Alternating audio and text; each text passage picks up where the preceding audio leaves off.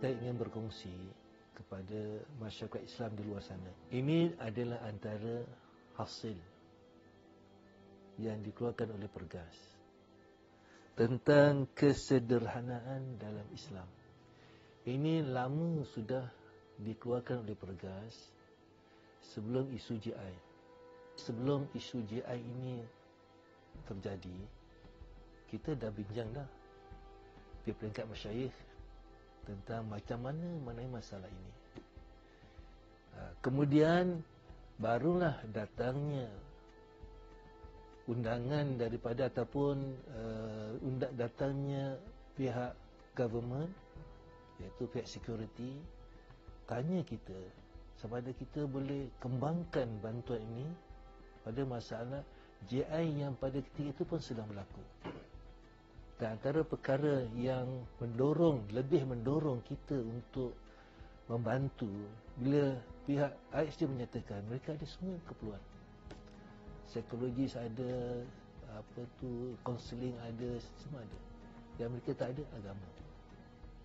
Jadi bila pihak keselamatan ISD datang kepada Pergas dan nak menanyakan dan minta bantuan dari sudut keagamaan, dan di Singapura ini kita rasakan tak ada yang boleh memberikan bantuan menekan Pergas, kita bantulah.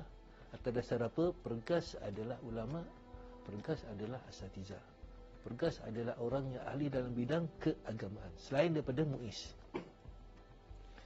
Atas dasar itulah kita rasa kita perlu membantu.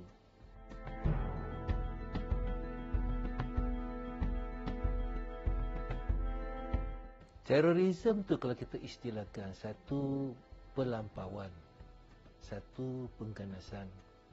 Jadi apa pun yang melampau, apa pun yang ganas dalam Islam perlu diperbetulkan, perlu dibimbingkan pada cara yang betul. Jadi Pergas merasakan ini peranan Pergas yang perlu Pergas mainkan. Betulkan masyarakat dengan cara agama.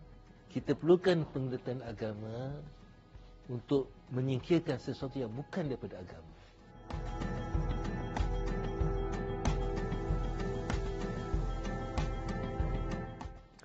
Pada pandangan saya dan pengalaman saya, ISD tidak mempengaruhi Pergas untuk membantu ISD.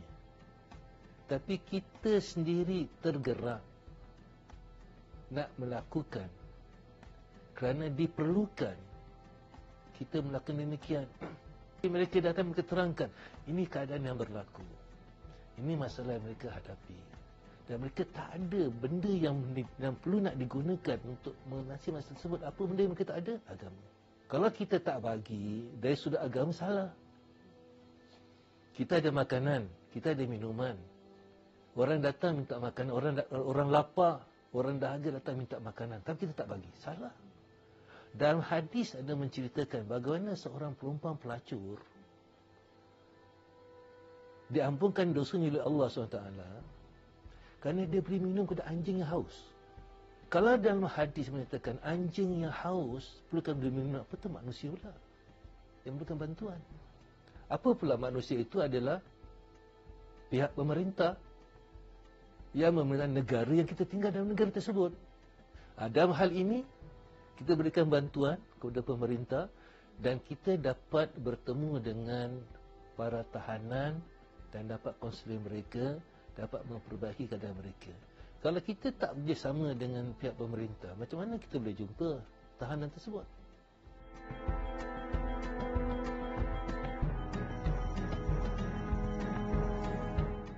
Kita tak pandang pemerintah atau ISD. Yang kita pandang pihak yang memerlukan bantuan. Seperti saya contohkan tadi, kita ada makanan, kita ada minuman. Datang kepada kita seorang yang tak ada makanan, tak ada minuman, siapa pun dia, kita selalu bantu dia. Bahkan dalam hadis mengatakan seekor anjing pun dibantu, diberikan minuman. Betapa pula manusia, betapa pula manusia memang kelaparan. Ini seperti tahanan-tahanan jahat ini, mungkin mereka lapar di sudut bimbingan agama, fahaman agama yang betul, ikut kesederhanaan dalam Islam itu sendiri.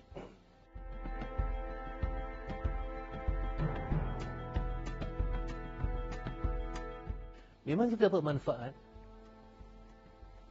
Manfaat yang pertama yang tak boleh kita nafikan, kita dapat ganjaran yang baik daripada Allah Subhanahu wa taala.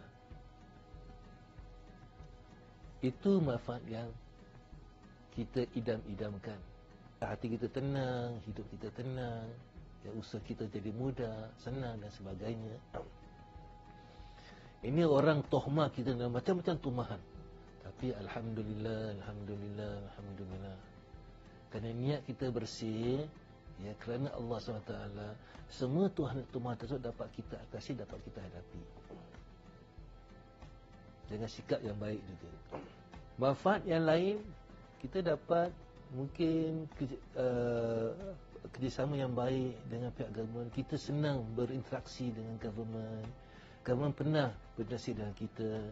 Saya contohkan dalam perkara bergabung dengan kasino. Government nak benarkan kasino, kita pula tak nak, sebab agama kita tak benarkan kasino. Tapi kita boleh duduk berbincang dengan cara yang baik, tak bergaduh, tak berbalah.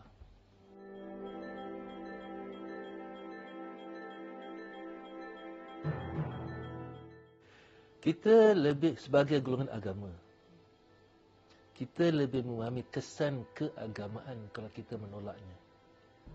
Jadi bukan kita takut pada government ataupun takut pada IHD kalau kita tak bantu, ya, kesan daripada mereka. Tidak. Yang kita lebih takut sebagai orang agama, yang kita lebih takut kemarahan Allah, hukuman Allah kalau kita boleh bantu tapi kita tak nak bantu.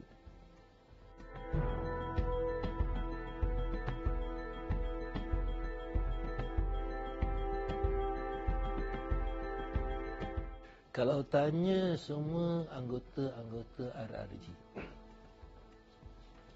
kita ada macam-macam aliran.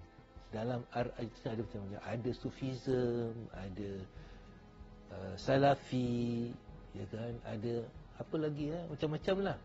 Aliran dalam pemikiran yang berbeza antara seorang dengan seorang. Kita semua ada dalam RRG. Tapi satu yang kita kongsi bersama, walaupun tak sama fikiran, adalah keikhlasan. Melakukan tugas ini, amanah ini kerana Allah Subhanahu Wa Taala.